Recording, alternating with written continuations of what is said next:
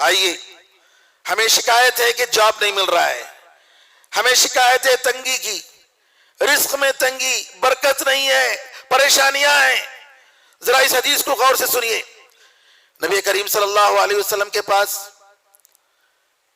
ایک بدو تشریف لاتے ہیں تو نبی کریم صلی اللہ علیہ وسلم کہتے ہیں، سنو، نوح علیہ السلام کے پاس جب موت کا وقت آیا تو انہوں نے اپنے بیٹے سے کہا، دیکھو میں تمہیں وصیت کرتا ہوں، دو چیزوں کا حکم دیتا ہوں اور دو چیزوں سے روکتا ہوں۔ نمبر ایک، لا الہ الا اللہ کا میں حکم دیتا ہوں، کیونکہ ساتوں آسمان اور ساتوں زمین اگر ترازو کے ایک پلڑے میں رکھ دیے جائیں اور لا الہ الا اللہ دوسرے پلڑے میں رکھ دیا جائے تو لا الہ الا اللہ بھاری ہو جائے گا،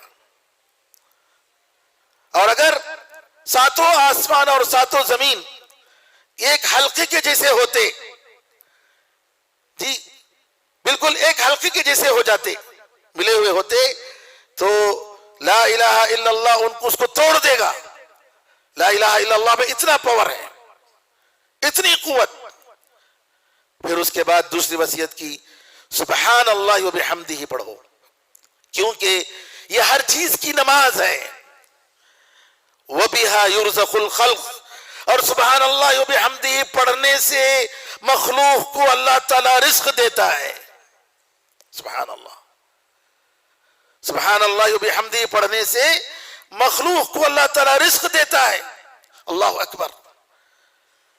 تو لہٰذا جو حضرات رزق کی وجہ سے پریشانی میں مبتلا ہیں، کثرت سے سبحان اللہ و بحمدہ پڑھیے، اور اسی طریقے سے استغفر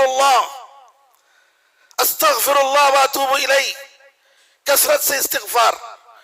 یہ بالکل مجرب نسخہ ہے، مجرب نسخہ۔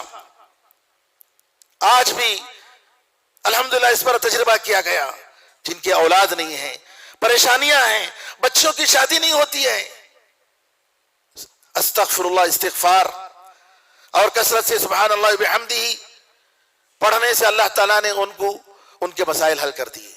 بچیوں کی شادی ہو گئی، رزق کے مسائل حل ہو گئے، صحت مند الحمدللہ اللہ تعالیٰ نے عطا فرمائی۔